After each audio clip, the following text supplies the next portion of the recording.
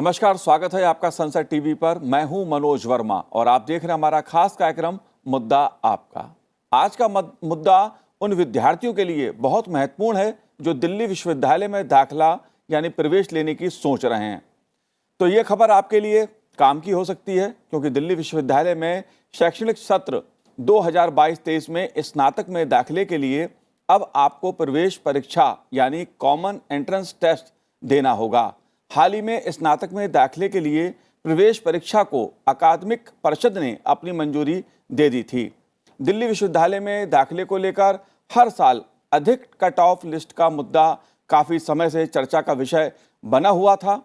इसलिए दिल्ली विश्वविद्यालय में शैक्षणिक सत्र में प्रवेश के लिए परीक्षा का फैसला खासा महत्वपूर्ण है। क्यों महत्वपूर्ण है? ये फैसला क्यों लेना पड़ा? क्या परीक्षा के आधार पर प्रवेश का फैसला छात्रों को राहत प्रदान करेगा? ये वो सवाल हैं जिसका लगभग हर कोई उत्तर जानना चाहता है, क्योंकि सवाल छात्रों के भविष्य का है। वैसे शिक्षा मंत्रालय की योजना है कि सभी केंद्रीय विश्वविद्यालयों में सामान्य प्रवेश परीक्षा के आधार पर ही दाखिले की व्यवस्था हो। इसलिए मुद्दा आपका में सेंट्रल यूनिवर्सिटी एंट्रेंस टेस्ट की बात करेंगे और इससे जुड़े विभिन्न पहलुओं को समझने की कोशिश करेंगे। चर्चा करने के लिए एक खास पैनल मेरे साथ इस समय जुड़ा हुआ है। प्रोफेसर नीलिमा गुप्ता जी हमारे साथ जुड़ी हैं, जो कुलपति हैं डॉक्टर हरि सिंह गौर विश्वविद्यालय सागर मध्य प्रदेश से। नीलिमा जी, आपका बहुत बहुत स्वागत है सनसेट टीवी पर। साथ ही हमारे साथ प्रोफेसर आर कन्हारे जी भी जुड़े हुए हैं, जो सदस्य हैं राष्ट्रीय परीक्षा एजेंसी के। कन्हारे जी, आपका भी बहुत बहुत स्वागत है। और प्रोफेसर सुषमा यादव जी हमारे साथ जुड़ी हैं, स्टूडियो मौजूद हैं। सुषमा जी, आपका बहुत बहुत स्वागत है सनसेट टीवी पर। मेंबर हैं यूजीसी की सुषमा जी, उनसे भी हम समझने की कोशिश करेंगे कि ये जो फैसला लिया है परीक्षा के आधार पर प्रवेश का, वो कितना महत्वपूर्ण है। और शुरुआत मैं सुषमा जी आप ही से करूंगा कि ये जो फैसला लिया है कि दिल्ली विश्वविद्यालय या जो केंद्रीय विश्वविद्यालय हैं उसके लिए जो योजना है कि परीक्षा के आधार पर प्रवेश, ये फैसला क्यों लेना पड़ा और क्यों महत्वपूर्ण है ये? देखिए, वैसे तो पूरा राष्ट्र देखता है, आप सब भी देखते हैं, हम भी देखते हैं कि बहुत सारे स्कूल बोर्ड्स हैं और स्कूल बोर्ड्स के स्टैंडर्ड्स अलग अलग हैं, उनका इवैल्यूएशन का या मार्किंग का तरीका भी अलग है। तो उसके कारण कहीं आप 90%, कहीं आप 95%, कहीं आप 98%। और आश्चर्य तो ये होने लगा था तब जब पता लगा 100% भी मार्क्स आ रहे हैं। अब फिर कट ऑफ क्या रखे, और फिर सबके स्टैंडर्ड्स अलग हैं। कई बार आप एक 80% बच्चे को 100% बच्चे से बेहतर मानते थे जी, और ये वहीं ज़्यादा है जहां अभी तक एंट्रेंस टेस्ट नहीं था, जैसे दिल्ली विश्वविद्यालय में अभी ये नहीं था। बहुत सारे सेंट्रल यूनिवर्सिटीज़ में ऑलरेडी ये डिसीजन लिया जा चुका है, उनका एक कॉमन एंट्रेंस टेस्ट हो रहा था। परंतु स्टैंडर्डाइजेशन के लिए सामान्यीकरण, व्यवसायीकरण और जिसको हम साम्यता कहते हैं या समानता कहते हैं, उनको भी ध्यान में रखते हुए ये आवश्यक था कि एक कॉमन एंट्रेंस टेस्ट हो। वो इसलिए भी आवश्यक था कि हर बच्चा एक धरातल पर आए और वहाँ अपनी योग्यता को प्रमाणित कर सके। यदि मैं विद्यार्थी की तरफ से देखूं तो कष्ट हो सकता है, और माता पिता की तरफ से भी ये कष्ट तो हो सकता है कि कितने एग्ज़ाम करवाएंगे आप। लेकिन जो बच्चे रह जाते हैं, यदि उनके हृदय से पूछें, उनके माता पिता से पूछें, समाज से पूछें, तो ये कॉमन एंट्रेंस टेस्ट की जो बात है ये बहुत सही है। और जिस प्रकार से देश में उच्च शिक्षा विशाल से विशालतर होती जा रही है, तो वहाँ भी आवश्यक है। ये इसलिए भी अच्छा होगा कि बच्चों को हर विश्वविद्यालय में दौड़ना नहीं पड़ेगा। अभी यहाँ एग्ज़ाम दिया, अभी वहाँ एग्ज़ाम दिया, अभी इसका पेपर पहले दिया, या सब जगह आपने पहले अप्लाई किया, आवेदन पत्र भरे। अब वो एक कॉमन एंट्रेंस टेस्ट होगा, आप अप्लाई करेंगे और उसके हिसाब से फिर आप मेरिट के हिसाब से विश्वविद्यालयों में और अपने कोर्सेज में जा सकेंगे। उसमें भी मेरिट बनेगी। मैं इसे स्वागत योग्य समझती हूँ।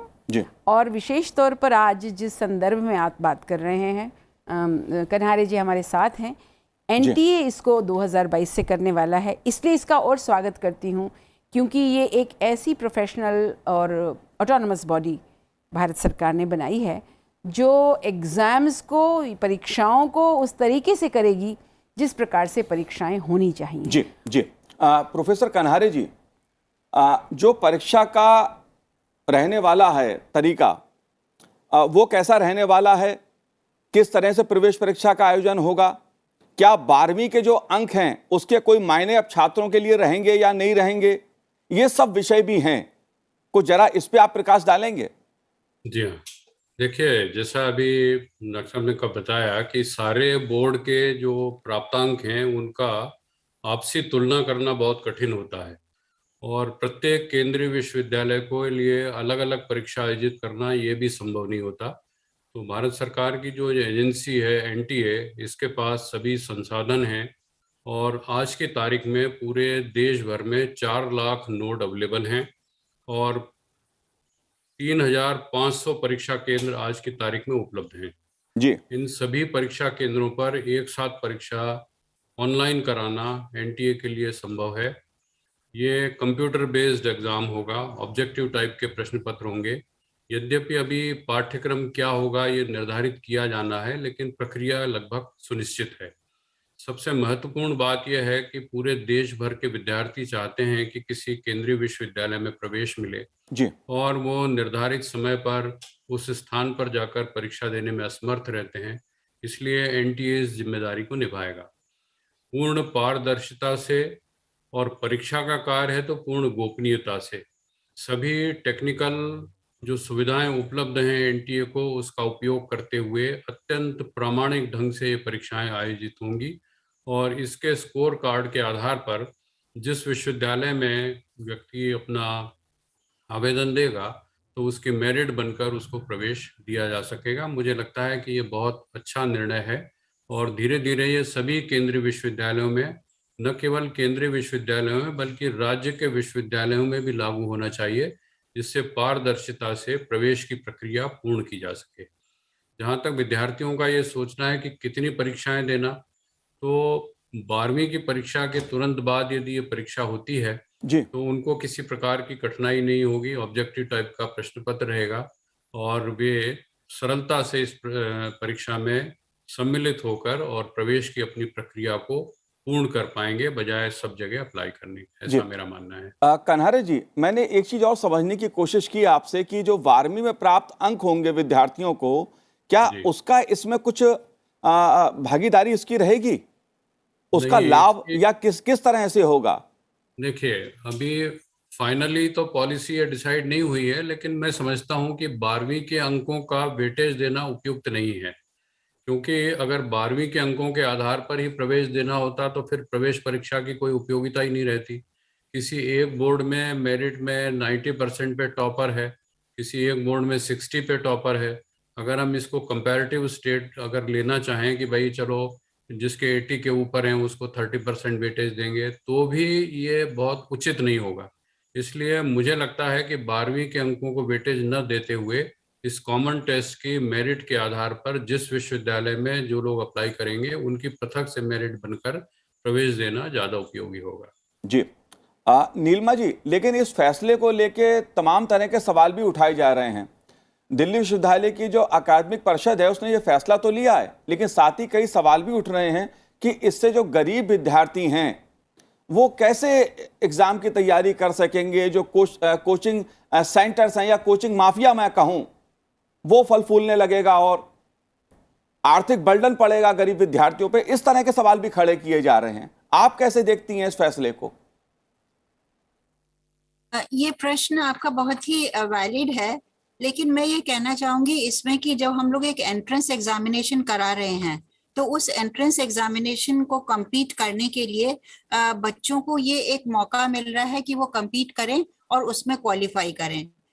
Regarding that, how these students can compete, because since now we are having only one examination, तो इसमें जो अभी हम लोग चर्चा कर रहे थे, डॉक्टर साहब भी अभी बात बता रहे थे कि हम लोग 12th के मार्क्स जोड़ेंगे या नहीं जोड़ेंगे, तो ये अभी हम लोग की पिछली एक जो बैठक हुई थी इसमें बहुत ये कंसिडर हुआ और इसमें जो कमेटी बनी थी उसने पहले इसका वेटेज रखा था, लेकिन डिस्कशन के बाद यही आया कि if we are going to have this weightage तो अलग अलग बोर्ड्स के अलग अलग मार्क्स आते हैं, तो इसमें दो प्रोबेबिलिटी बनती हैं कि either we normalise these marks, तो हम लोग परसेंटेज ना बल्कि परसेंटाइल लेकर हम लोग बोर्ड्स को इक्विवेलेंस करके तब उनको लें। लेकिन जो लास्ट मीटिंग हुई है, I think we have reached a concurrence कि हम लोग इनको 12th के मार्क्स को नहीं जोड़ा जाएगा। और ये एक फोरम एक ऐसा है कि हम लोग ऐसा जब बच्चे हमारे इस एग्जामिनेशन में compete करेंगे तो there will be only one forum, they have to compete for one examination and there will be a merit. Of course इसमें कभी कभी ये भी होता है कि बच्चा 4 जगह जब अप्लाई करता है, उसका एक पेपर खराब, एक जगह खराब हो गया, दूसरी जगह अच्छा हो गया, तो ये भी बच्चों के मन में एक बात आ सकती है। लेकिन जब हम लोगों ने एक ओवरऑल मेरिट बना दी, so I think it is being taken in very well by all the stakeholders that we have a common entrance examination. लेकिन इसमें मेरा एक सजेशन है कि जब हम लोग इस तरह से मेरिट के आधार पर हम बच्चों को लेंगे, if we talk about competition at the all India level, इसमें क्या होगा कि अच्छी यूनिवर्सिटीज में सारे बच्चे चले जाएंगे, and we have different categories of universities, और यूनिवर्सिटीज में आजकल इंटरनल रिसोर्सेज की बहुत कमी आ रही है। तो अगर बच्चों की कुछ कोर्सेज ऐसे हैं जिनमें की सीट्स नहीं भर पाती हैं, so I would request that of course we must have a common entrance examination, but some autonomy should also be given to the universities, especially for those courses जिनमें सीट्स पूरी नहीं भरती हैं। दूसरा, हम लोग ये भी काम कर सकते हैं कि इन टोटो इस कंसेप्ट को ना अप्लाई करके जो ऐसे कोर्सेज हैं जिसमें बहुत रश जाता है, जैसे बीए है, बीएससी है, बीकॉम है, जो जनरल कोर्सेज हैं, उनमें तो ये system I think it is going to be very effective, but those courses which are specialised courses and where the number of students is very less, I feel that there the universities they should retain some autonomy. So I think if we have a mixed type of system in which we have the central entrance examination which has its own benefits, and I'm also very happy that this work has been given to the National Testing Agency which is already a tested agency. तो मुझे पूरी आशा है कि ये agency बहुत अच्छा काम करेगी और इसके कंडक्ट ऑफ एग्जामिनेशन में हम लोग को कोई परेशानी नहीं आएगी। लेकिन ये सारी चीजें बहुत अभी डिस्कशन के लिए हैं, and it is an open forum where we are thinking. हम लोग अलग तरीके से एडमिनिस्ट्रेटर सोचते हैं, बच्चे अलग तरीके से सोचते हैं, लेकिन जब तक कोई भी चीज फॉर्मलाइज नहीं होती है तब तक इस तरह की बातें आती हैं, और जिस दिन हम लोग इसका एक फॉर्मूला निकाल लेंगे और इसको एप्लीकेबल कर लेंगे, तो I do think that it is going to become a very effective system. जी सुषमा जी, एक बात और कही जा रही है कि सामाजिक और आर्थिक दृष्टि से जो कमजोर वर्ग के लोग हैं, जो तबका है, जो विद्यार्थी उन परिवारों से आते हैं, उनके लिए ये फैसला हितकारी नहीं होगा। नहीं मनोज जी, मैं इससे सहमत नहीं हूँ, और मैं दिल्ली विश्वविद्यालय में रही हूँ वर्षों, तो मैं ये भी जानती हूँ कि वो विरोध क्यों किया जा रहा है। मैं ये समझती हूँ कि कॉमन एंट्रेंस सदैव ही उन बच्चों के लिए हितकारी होता है, क्योंकि जो कमज़ोर वर्ग के बच्चे हैं वो बौद्धिक रूप से कमज़ोर हों ऐसा नहीं होता, और इसलिए उन्हें अवसर मिलेगा अच्छे विश्वविद्यालयों में जाने का, वो किसी और की दया पर निर्भर नहीं होंगे। मैं मानती हूँ वो परिश्रमी होते हैं, मैं मानती हूँ कि वो बौद्धिक रूप से भी मजबूत होते हैं, और थोड़ा सा प्रेशर उनको स्कूल से जहाँ भी वो पढ़ेंगे वहाँ भी मिलेगा, वो मेहनत भी करते हैं, और इसलिए वो इसमें 10 जगह अप्लाई करने की बजाय एक जगह अप्लाई करेंगे तो वो उनके हित में होगा, आर्थिक तौर पर भी, सामाजिक तौर पर भी। उनको भागना नहीं पड़ेगा एग्ज़ाम अलग अलग जगह देने के लिए। और जो कोचिंग वाली बात आप कह रहे हैं, कोचिंग फैक्ट्रीज तो पूरे देश में खुली हुई हैं और खुली हैं पहले। मुझे लगता है इसके साथ साथ हो सकता है बहुत से बच्चे अब भी ऐसे हैं जिन्हें कोचिंग की आवश्यकता नहीं पड़ती, और जो परिश्रमी बच्चे होंगे उन्हें इसकी आवश्यकता पड़ेगी भी नहीं। मैं उनकी तरफ से कह सकती हूँ ये उनके लिए हितकारी होगा। साथ ही साथ मैं ये भी कहना चाहती हूँ, एक जो बर्डन अब होता है ना माता पिता और बच्चों पर 12वीं कक्षा में, इसलिए कि इतने % मार्क्स नहीं आए तो इस विश्वविद्यालय में नहीं जाएगा, वो बर्डन अवश्य कम होगा बच्चे के मस्तिष्क पर भी। और जो हम अपनी राष्ट्रीय शिक्षा नीति 2020 में बात कर रहे हैं कि बच्चों से वो बोझ हटाना, उनकी क्रिटिकल थिंकिंग बढ़ाना, उनका कॉन्टिन्यूअस इवैल्यूएशन करना। लेकिन सुषमा जी, यहाँ पर आपने उसकी बात कही कि बर्डन जो बच्चों को पड़ता था, मैं कहूँ तनाव जिस तरह से 12th के नंबरों का रहता है, 12th का बच्चा एग्जाम दे, विद्यार्थी एग्जाम दे, उसके बाद फिर एक स्नातक में एक और एग्जाम दे, नहीं, उसमें देखिए फर्क है थोड़ा सा। वो जो एग्जाम देता है उसके बाद भी उसकी कोई सर्टेनिटी कहीं भी नहीं होती है, जो 12वीं में बहुत मेहनत करता है।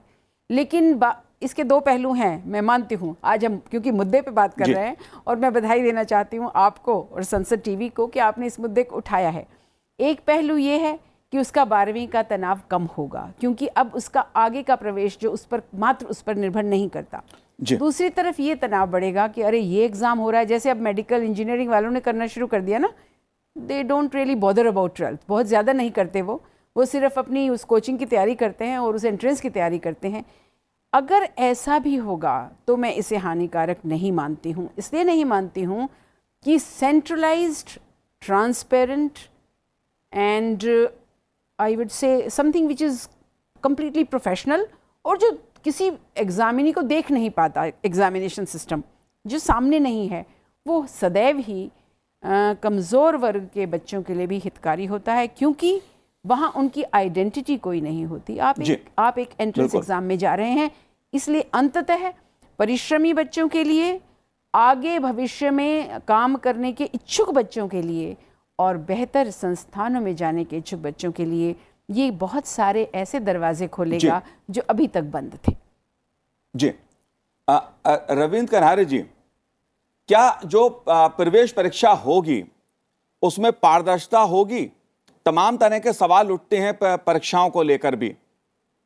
नहीं, देखिए, एनटीए की जो परीक्षा है वो पूर्ण पारदर्शिता, जहां पारदर्शिता की जरूरत है, और पूर्ण गोपनीयता जहां गोपनीयता की आवश्यकता है, जो मानक निर्धारित किए गए हैं उसके अनुसार होगी।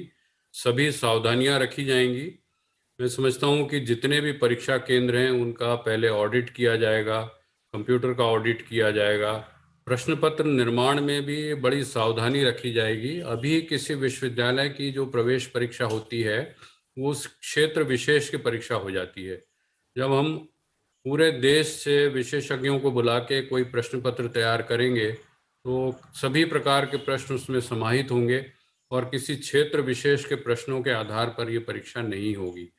तो पूरे देश से जब हमको एक्सपर्ट मिलेंगे, उसका वेटिंग कराया जाएगा, तो प्रश्न पत्र का स्तर जो है वो बहुत अच्छा होगा। किसी प्रकार की गोपनीयता भंग होने की संभावना नहीं होगी। और कभी कभी ये कहा जाता है कि किसी विश्वविद्यालय में आंतरिक व्यवस्था के तहत उस क्षेत्र के विद्यार्थियों को प्रवेश दे दिया गया, वो सभी व्यवस्थाएं समाप्त हो जाएंगी। तो निश्चित रहें कि एनटीए द्वारा जो आयोजित परीक्षा होगी वो पूर्ण गोपनीयता से और सभी मानदंडों को पूरा करते हुए आयोजित की जाएगी। जी नीलिमा जी, क्योंकि एक सवाल हर बार छात्रों की राहत का आता है, चाहे अंकों के आधार पर हो या प्रवेश परीक्षा के आधार पर, जो छात्रों का तनाव होता है, 12th में पहले परीक्षा, फिर अब स्नातक में प्रवेश के लिए परीक्षा, इस पहलू को आप कैसे देखती हैं? क्योंकि परीक्षा का जो पैटर्न होता है वो कभी कभी लगभग एक जैसा हो जाता है। मैं तो कहूंगी कि इसमें ये तनाव की तो कोई बात नहीं है। जैसे सुषमा जी ने कहा, ये एग्री विथ हर होली, कि जब बच्चों को एक ही एग्जामिनेशन देना है और उन्हें मालूम है कि उनका भविष्य इस पर बनेगा, तो इसके दोनों पहलू हैं। हम अगर ये कहें कि मान लीजिए हम सिर्फ मेरिट बेस्ड हम एडमिशन करते हैं, जो दिल्ली यूनिवर्सिटी का बार बार एग्जांपल लिया जा रहा है, तो ऑन वन हैंड अगर हम सिर्फ मेरिट बेसिस पर कर रहे हैं तो भाई ठीक है, अच्छे मेरिट वाले बच्चों को एडमिशन मिल जाता है, लेकिन जिनकी कम मेरिट है वो नहीं पा पाते हैं। लेकिन जब हम लोग का एक कॉमन एंट्रेंस एग्जामिनेशन होगा, then all the students they will get a chance based on their merit. जब उनकी एक मेरिट बन गई है तो उनको यूनिवर्सिटी के हिसाब से जो उनकी चॉइस है, उनको वो यूनिवर्सिटी अलॉट हो जाएगी।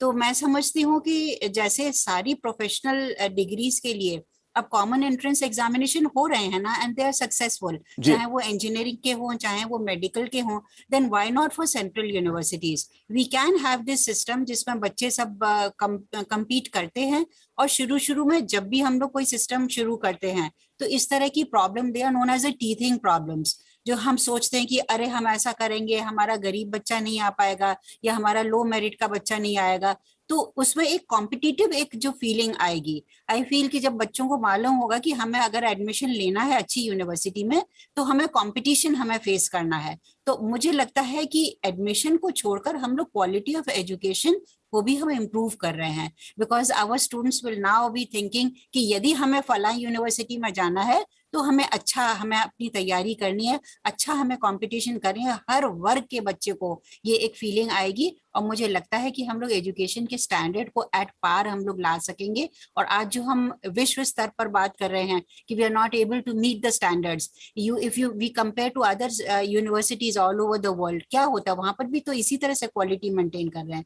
तो एक तरफ जहां नेशनल एजुकेशन पॉलिसी कहती है कि हमें क्वालिटी मैंडेट को भी मेंटेन करना है, तो यदि हम इस तरह के स्टेप्स नहीं लेंगे, हम लोग अपने जो ट्रेडिशनल तरीके थे जिससे हम लोग आज तक हम लोग काम करते आए थे उनसे हम लोग को बाहर निकलना होगा, moving out of the shell and adopting a better system. So this central entrance examination, I do feel that it is definitely a better system. और एक बार जब हम लोग इसको अडॉप्ट कर लेंगे, अगर मान लीजिए कोई प्रॉब्लम आती भी है, जैसे अभी कुछ शक हो रहा है कि हम लोग जब ये कंपटीशन कराएंगे तो हो सकता है कुछ परेशानियां आ जाएं, लेकिन मुझे लगता है कंप्यूटर बेस्ड सिस्टम में, and NTA is a tested agency, तो इस तरह की कोई प्रॉब्लम नहीं आएगी. और प्रॉब्लम्स जब आती है तो उनको फेस किया जाता है. बिल्कुल, face them and definitely let us start with this system. जब हम एक बार शुरू करेंगे, आई एम श्योर कि हम लोग इसमें इसको टेस्ट जी बिल्कुल.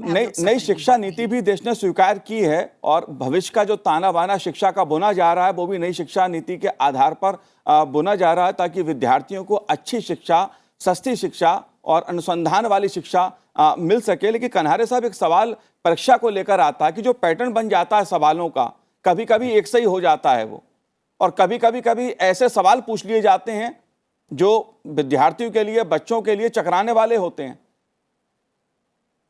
देखिए, जब आप किसी प्रतियोगी परीक्षा आयोजित करते हैं तो सारे प्रश्न एक स्तर के संभव नहीं है. परीक्षाओं में डिफिकल्टी लेवल अलग अलग होता है प्रश्नों का. प्रश्न पत्र बनाने की विधि बहुत जटिल है, उसका बहुत डिटेल वर्णन तो यहाँ करना उचित नहीं होगा. लेकिन आप ये निश्चित जानिए कि बड़े विशेषज्ञ लोग होते हैं जो प्रश्न पत्र की रचना करते समय कम से कम इन बातों का जरूर ध्यान रखते हैं कि प्रश्न पत्र अलग अलग डिफिकल्टी लेवल का हो. कुछ बहुत डिफिकल्टी लेवल हाई के प्रश्न होते हैं वास्तव में, जिसके आधार पर मेरिट बनती है. हिंदी अंग्रेजी अनुवाद में कोई अंतर नहीं होना चाहिए, प्रश्न में एम्बिग्युइटी नहीं होना चाहिए, उत्तर बड़ा स्पष्ट होना चाहिए. तो विशेषज्ञ लोग जब इस समिति के जब प्रश्न पत्र बन जाता है, वो भी पूरा प्रश्न पत्र कभी एक साथ नहीं बनाते हैं, यूनिट वाइज बनाते हैं. इसके बाद उसको देखा जाता है एक स्तर पे, दूसरे स्तर पे. तो बहुत ज़्यादा उसके बारे में कहना उचित नहीं होगा चैनल पे. लेकिन परीक्षा की प्रणाली अपने आप में बहुत बड़ा विज्ञान है और एनटीए उसको पूरी सक्षमता से करता है. एक प्रश्न जो आपने उठाया था कि गरीब विद्यार्थियों को नुकसान होगा, तो मेरा मानना है कि अभी ज़्यादा क्षति होती है जब वो 20 जगह अप्लाई करते हैं. जब केवल एक ही जगह उनको अप्लाई करना है तो एक ही जगह शुल्क देना होगा. केंद्र उनके घर के आसपास के सेंटर पे दिए जा सकते हैं. दूसरी बात यह है कि चूंकि ये सरकार की एजेंसी है तो शुल्क भी कम रखा जाएगा और इसलिए किसी गरीब विद्यार्थी को कोई क्षति नहीं होगी.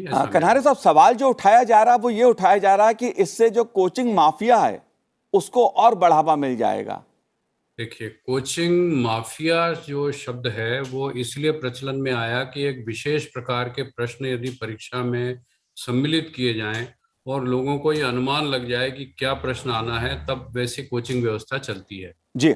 मेरा ये मानना है कि यदि प्रश्न पत्र निर्माता बहुत सजग है, पूरे देश से बना रहा है, एक्सपर्ट लोग बना रहे हैं, तो कोई एजेंसी जो कोचिंग चलाती है ये निर्धारित नहीं कर सकती कि इस तरह के प्रश्न आएंगे, इस ट्रेंड होगा प्रश्न पत्रों का.